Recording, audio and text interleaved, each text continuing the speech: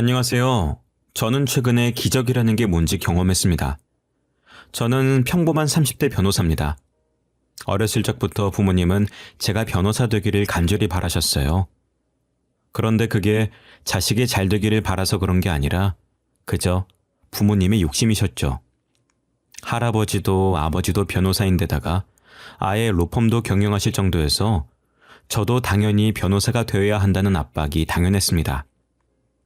초등학교 때부턴 남들만큼은 해야 된다며 온종일 학원을 다니게 하셨고, 한글 책을 읽어도 내용이 긴가민가한 나이에 법을 공부하려면 한자를 익혀야 한다면서 일찍부터 형법이며 형수법이며 한자들이 가득한 법학책들을 읽게 하셨어요.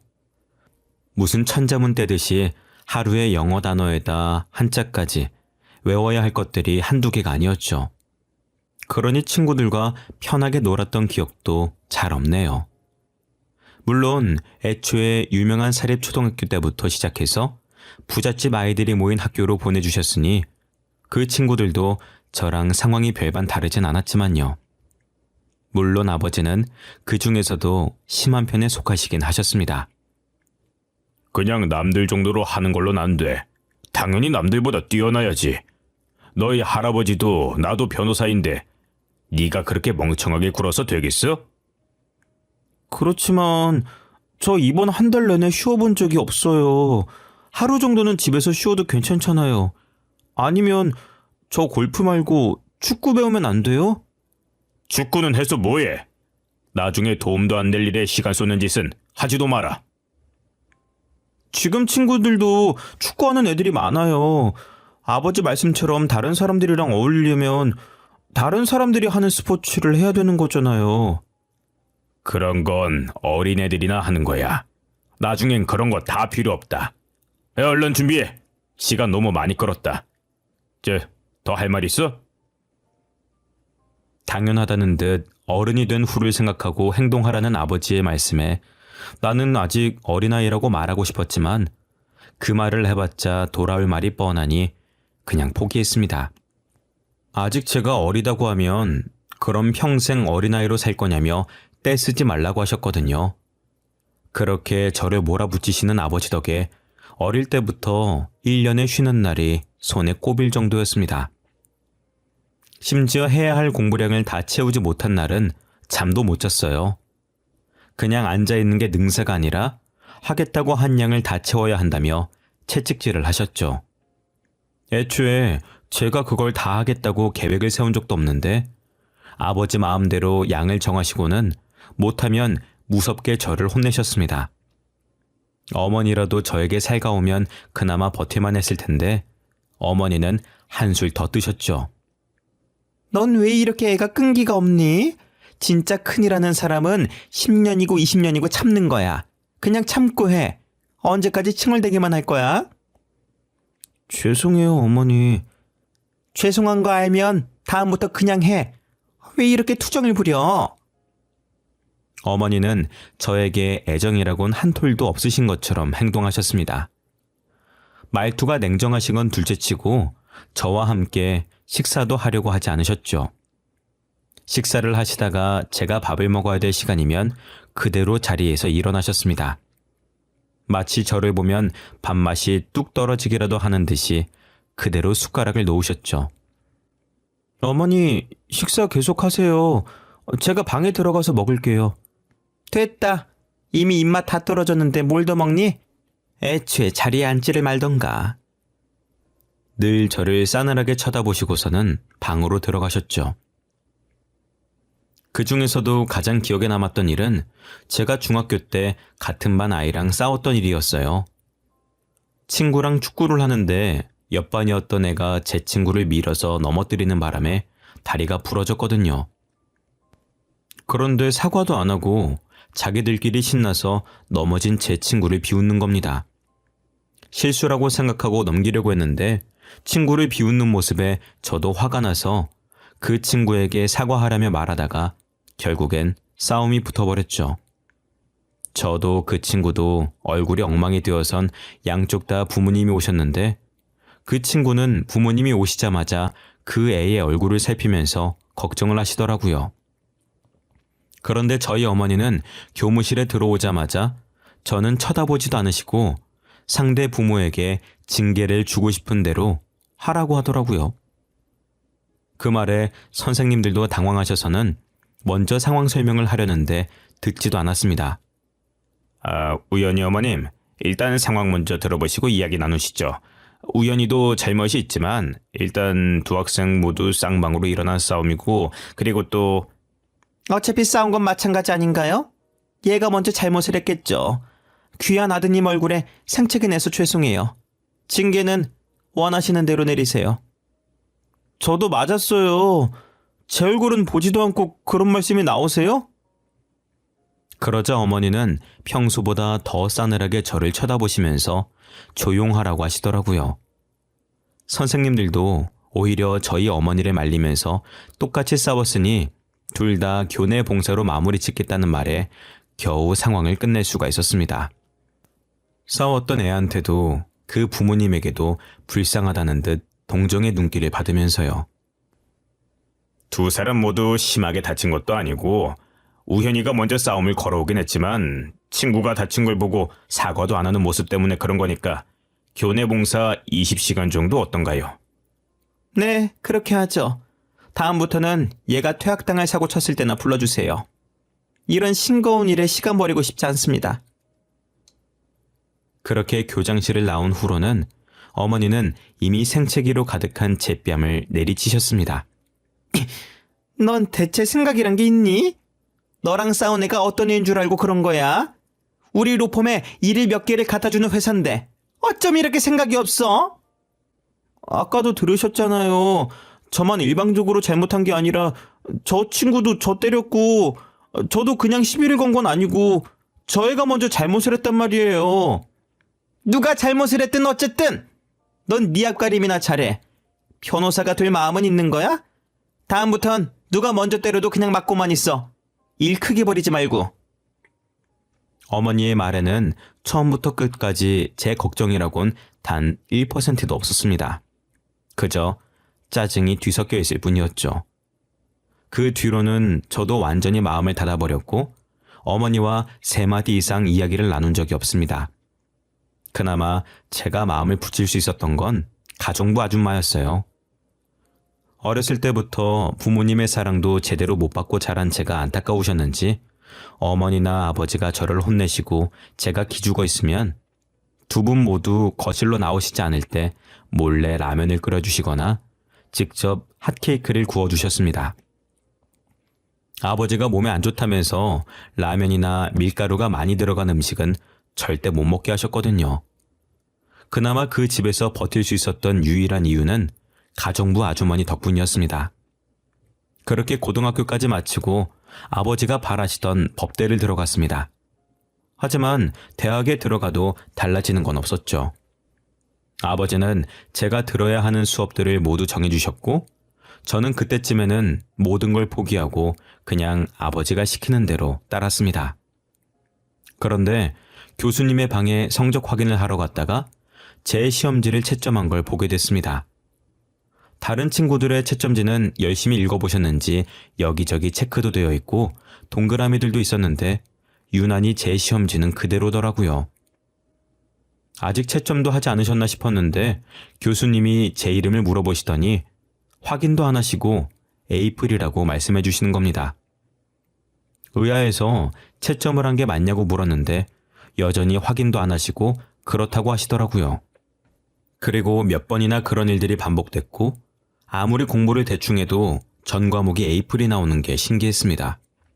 그런데 첫 번째 학기가 끝나갈 때쯤 그 이유를 알아냈죠. 교수님의 방에 들어갔다가 책상 한편에 저희 아버지의 명함을 발견했거든요. 이게 왜 있는 건가 이상하다 생각했었는데 알고 보니 아버지가 그동안 교수들에게 돈을 주고 제 성적을 부탁하신 거였습니다. 아버지가 들으라고 하는 수업만 들은 게 아버지가 매수에 성공한 교수들이었던 거죠.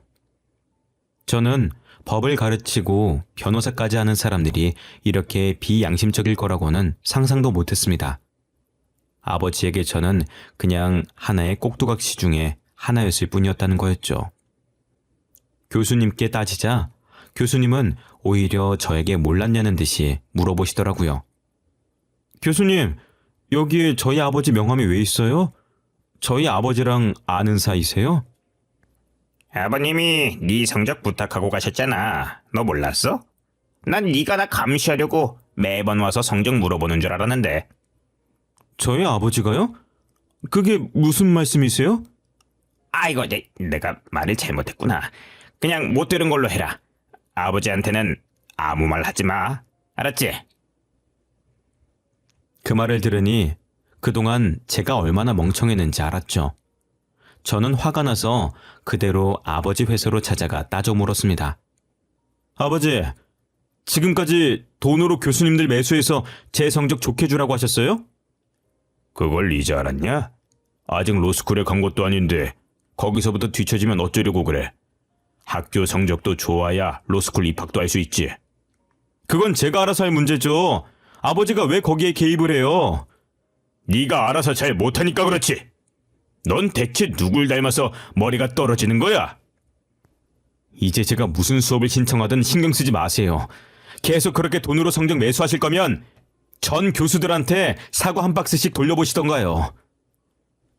저는 그 이후로 아버지가 제 성적이며 제 수강 기록도 못 보도록 철저하게 숨겼고 성적이 뚝 떨어지긴 했지만 처음으로 제 마음대로 하고 그에 대한 책임도 졌습니다.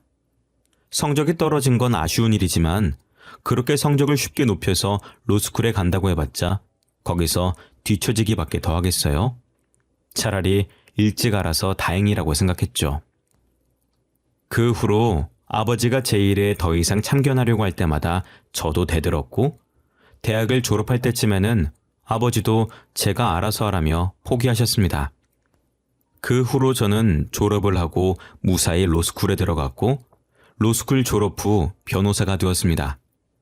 솔직히 변호사는 아버지의 희망사항이었으니 제가 바라는 게 정말 변호사가 맞는지 로스쿨에 들어가는 것도 고민스러웠었는데 결국엔 그동안 아버지의 수많은 변호를 맡다 보니 변호사 말고는 마음에 끌리는 게 없긴 하더라고요. 지금은 금액이 큰 사건 위주로 맡으시긴 하지만 원래는 억울하게 누명을 쓴 피의자를 변호하는 일도 많으셨거든요. 그런 멋진 모습을 보며 자랐으니 마음이 끌릴 수밖에 없더라고요. 변호사가 된 후로 아버지와 로펌에 들어가 일을 배우면서도 딱히 아버지와 마주칠 일은 없었습니다. 다 같이 회식을 해도 아버지는 잘 참석도 하지 않으셔서 더 그랬죠. 그런데 한참 술을 마시고 분위기가 무르익어 갈 때쯤 저랑 같이 들어온 동기가 저에게 왜 아버지랑 친하지 않냐면서 묻더라고요. 대표님이 아버지인데 왜 아직도 이렇게 잡일만 하고 있어? 재판도 시시한 재판만 내보내고. 진짜 아버지 맞아? 진짜가 아닌 쪽은 아버지가 아니라 어머니지. 동기의 말에 저를 힐끗 보면서 저랑 가장 멀리 앉은 직원 하나가 작게 말하더라고요. 안 그래도 동기의 말에 기분이 좋지만은 않아서 간신히 표정 관리하고 있었는데 그 직원의 말에 저도 모르게 뭐라 그랬냐면서 반문을 했습니다. 지금 뭐라고 하셨어요? 어머니가 어쨌다고요? 아니에요. 제가 취했나 보다. 자꾸 아무 말이나 나오네. 아니요. 제대로 말씀하신 것 같은데? 그러자 몇몇 직원들은 눈빛을 주고받으면서 제 눈치를 보더라고요.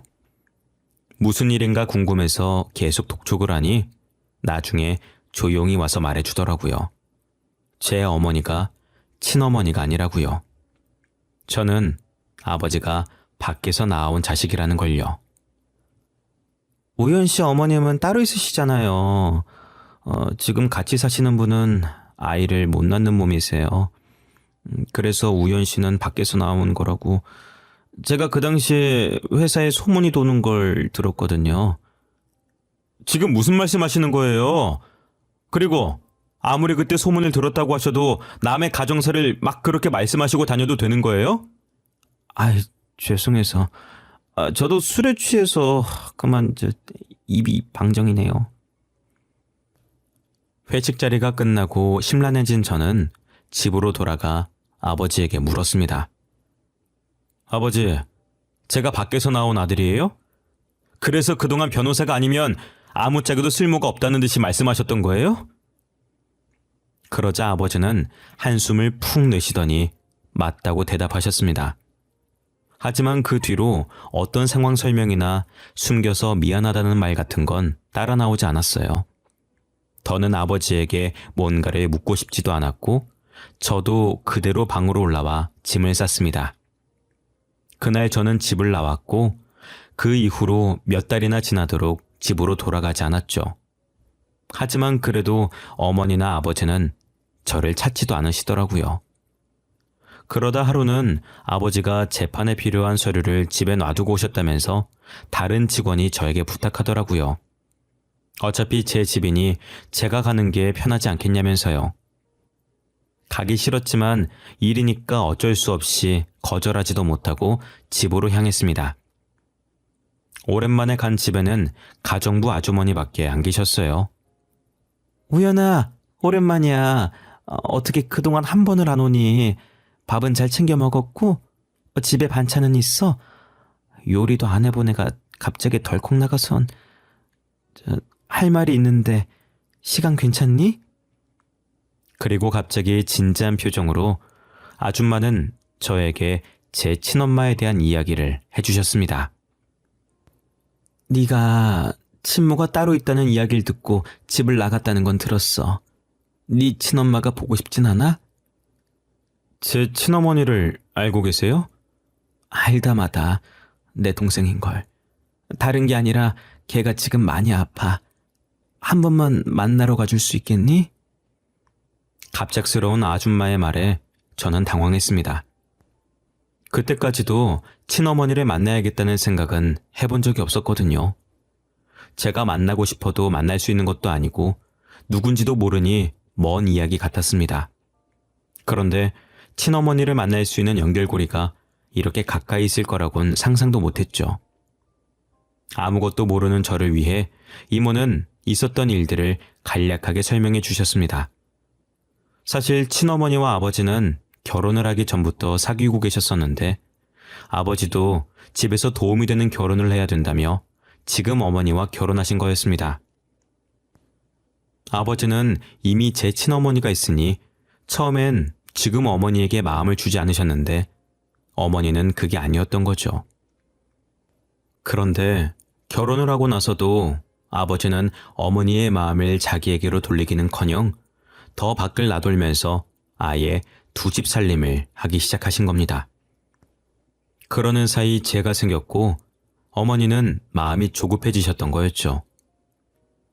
어머니는 애초에 자궁이 기형이라 아이를 가지는 게 거의 불가능에 가깝다고 했거든요. 아버지는 안 그래도 사랑하는 사람이 아이까지 가졌으니 집에도 안 들어오셨고 그런 아버지의 마음을 돌리기 위해서 어머니는 인자한 척 그냥 집에서 들어와 살면서 출산 준비를 하라며 먼저 권유하셨습니다. 처음엔 저희 친어머니도 그건 아닌 것 같다고 거절하셨었지만 끝까지 집으로 들어오라면서 설득에 설득을 거듭해서 집으로 들어오셨던 거였죠. 하지만 그때부터 어머니의 계획은 시작이었습니다. 아버지는 어차피 출근을 해야 하니 낮에는 안 계셨고 집에는 두 사람만 있으니 마음 편히 저희 어머니에게 독서를 퍼부은 겁니다. 아버지가 없을 때마다 아이는 진짜 아버지 아이가 맞냐부터 시작해서 어디서 몸을 구르고 다녔는지 알 수가 없다며 친어머니가 부모님이 안 계신 것도 걸고 넘어졌죠. 그러니 어머니는 스트레스를 받았고 아버지에게 말하려고 했었지만 아버지 앞에서는 엄청 착한 척을 해서 아버지가 믿지도 않았다고 하더라고요. 아버지 앞에선 친어머니를 챙기는 척하면서 음식을 건네주다가 접시를 제대로 받기도 전에 떨어뜨려버리고 그걸 보고 호들갑을 떨면서 친어머니가 일부러 접시를 안 받았다는 식으로 몰아갔다는 겁니다.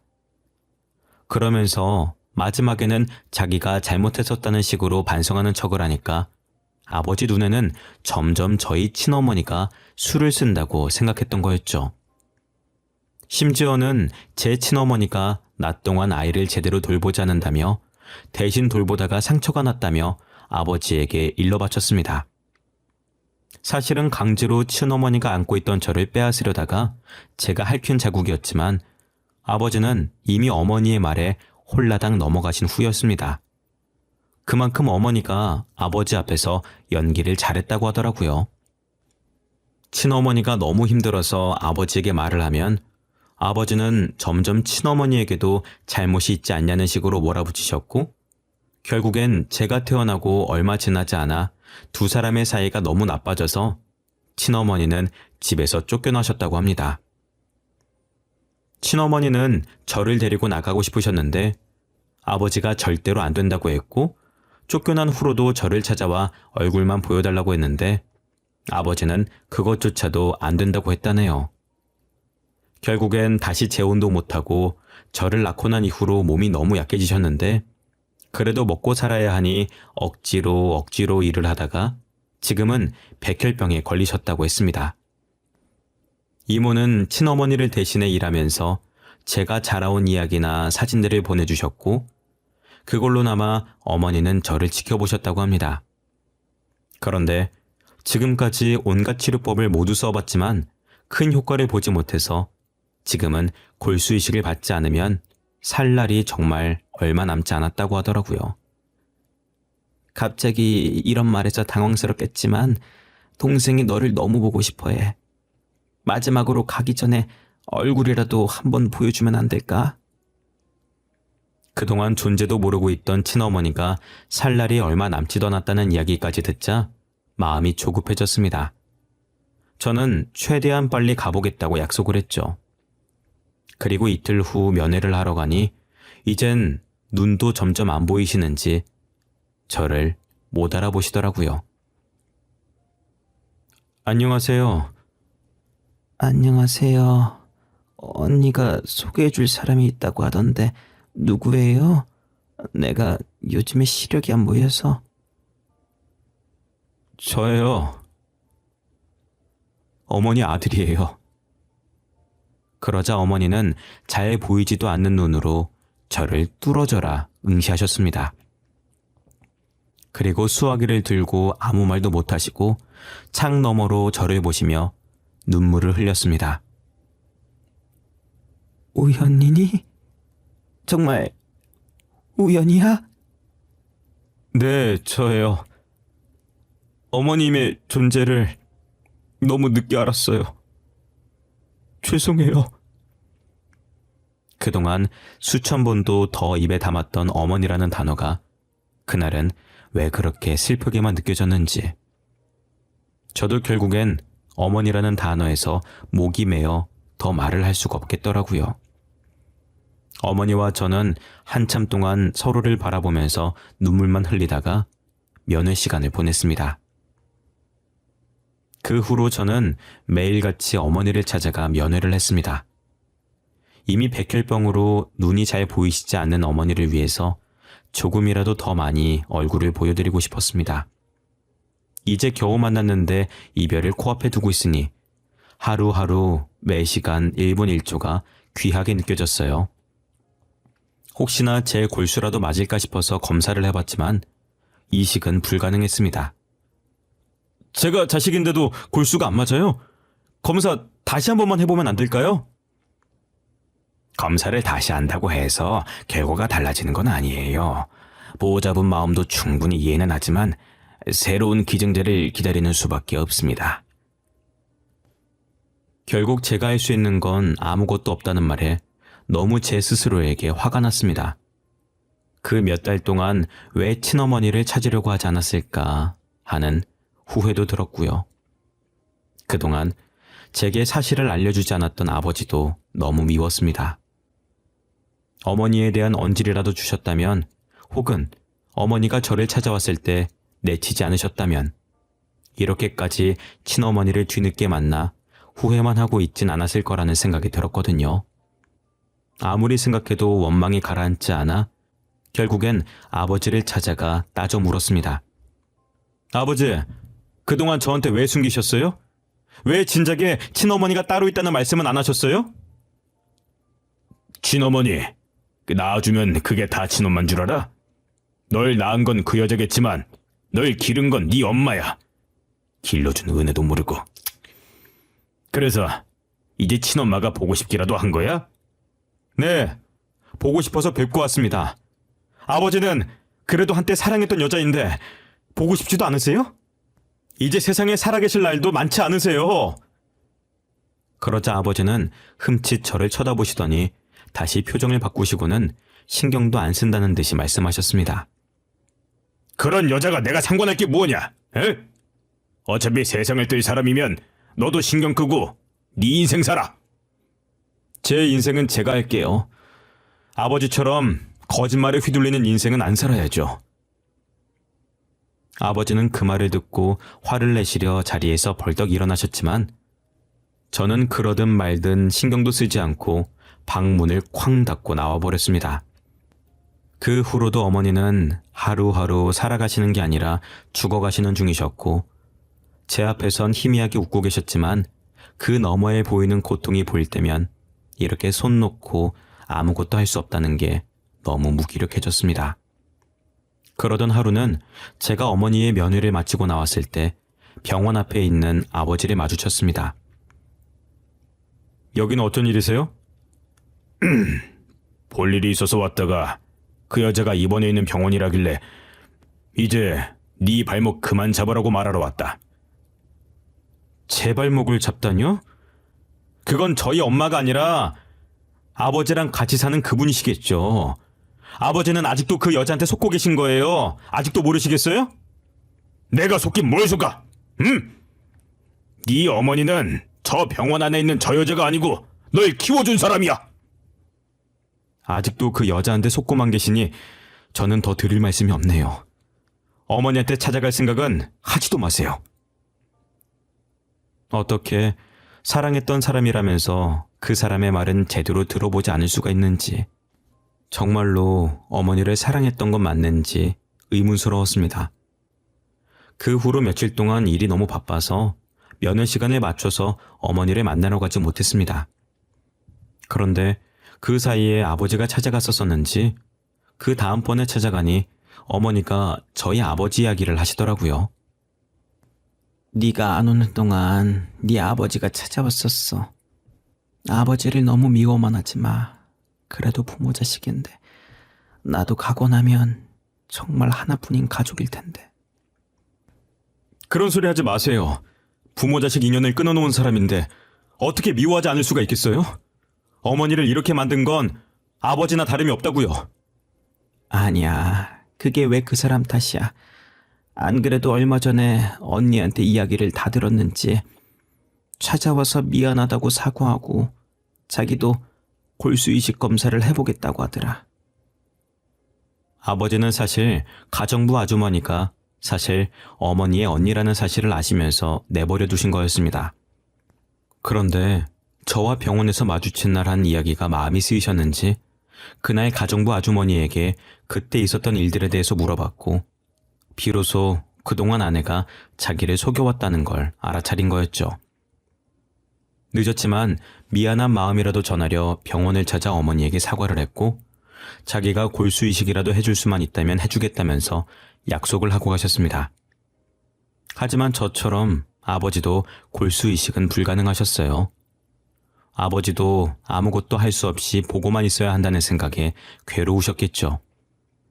어머니의 이야기를 듣고 그날 아버지와 찾아가서 대화를 해보기로 마음먹었습니다. 아버지, 어머니 찾아가셨다는 이야기는 들었어요. 그동안 찾으시려면 찾으실 수 있었잖아요. 대체 왜 그동안 아무것도 안 하셨어요? 미안하다. 그때는 내가 잘한 것도 없으니 집에 있는 아내의 눈치도 보였고 그래서 나도 모르게 네 친모를 나쁜 사람으로 보고 싶어서 그렇게 봤었던 것 같구나. 그래서 이제 어떡하실 생각이에요? 그분이랑은 계속 살 생각이에요? 저는 아무리 생각해도 그 여자 용서 못하겠어요. 아버지도 한참을 생각에 잠기셔서 결론을 내리지 못하셨습니다. 그 당시에 아무리 잘못을 했다고 해도 사실 아버지도 잘하신 게 없으신 상황이었고 나름 아버지도 어머니 모르게 가정부가 누군지 다 알면서 계속 내버려 두셨기 때문에 무작정 이혼하겠다는 마음을 먹지도 못하고 계시더라고요. 그 이후로 저희 사이엔 정적이 흘렀고 그 정적을 깬 건 다름 아닌 제 전화벨 소리였습니다. 전화가 걸려온 건 가정부 아주머니셨어요. 후연아, 지금 네 엄마 골수랑 맞는 기증자가 나타나서 내일 바로 수술 들어갈 수 있다고 하네? 내일 병원으로 올 수 있겠어? 그래도 혹시 모르니까 얼굴은 봐야지. 이모는 조금 들뜬 목소리로 저에게 기쁜 소식을 안겨주었습니다. 그 소식을 들은 아버지와 저는 안도하는 마음에 처음으로 다정하게 껴안고 눈물을 흘렸습니다. 다음날 바로 어머니는 수술에 들어가셨고 수술도 잘 됐고 그 후로 어머니는 점차적으로 몸을 회복하셨습니다. 아버지는 어머니가 다시 회복하시는 걸 보고 결심을 하셨는지 이혼을 결심하셨습니다. 처음엔 그 여자가 절대로 안 된다며 거부했지만 그럼 알아서 하라며 아버지도 집에서 나오시고 가정부며 일하시던 분들도 모두 그만두니 그 큰 집에 쓸쓸히 혼자 있는 건 못 견디겠는지 이혼을 하겠다고 하시더라고요. 따지고 보면 아버지가 유책 배우자라 먼저 이혼 소송을 걸 수도 없는 노릇이었는데 생각보다 그 긴 세월 동안 지친 건지 금방 포기한 덕분에 어머니가 퇴원을 하시던 날 아버지와 어머니는 혼인신고서를 작성하셨습니다. 돌고 돌아 결국엔 이렇게 되는 걸 보니 정말 인연이라는 게 있는 것 같더라고요. 거기다 제 나이 30이 넘어서 아들도 아닌 여동생이 생겼네요. 병원에서도 항암 치료 기간도 길었고 나이도 있는데 이렇게 자연 임신이 된 게 기적이라면서 의사 선생님도 놀라워하시더라고요. 이제 곧 아이가 태어나는데 곧 태어날 아이를 보고 있으니 아버지도 만감이 교차하셨는지 저에게 먼저 사과를 하셨습니다. 내가 너라도 잘 키워야 한다는 생각에 사로잡혀서 참 몹쓸 짓을 한 것 같구나. 지금 생각해보니 그때는 내가 참 어리석었어. 미안하구나. 이 말로 용서를 받을 수 있을지도 모르겠지만. 먼저 말씀해 주셔서 감사해요. 제 동생한테는 그러시면 안 돼요? 아버지도 저를 미워해서 그런 게 아니라 어떻게든 더 잘 키워보려고 그러셨다는 걸 이젠 알고 있으니 아버지의 사과도 사실 필요 없었어요. 앞으로 태어날 동생은 자유롭게 자라게만 해달라고 부탁드렸죠. 세상에는 참 정해진 인연도 있고 기적이라는 것도 있다는 걸 저희 부모님을 보면서 깨달았습니다. 언젠가 저에게도 인연이 찾아올 거라 생각하고 기대하고 있습니다. 여러분들도 옆에 있는 소중한 인연들을 놓치지 않으셨으면 합니다. 그러면 언젠가 여러분들 곁에도 기적이 찾아올 거라 생각합니다. 여러분들도 행복하시길 바라겠습니다.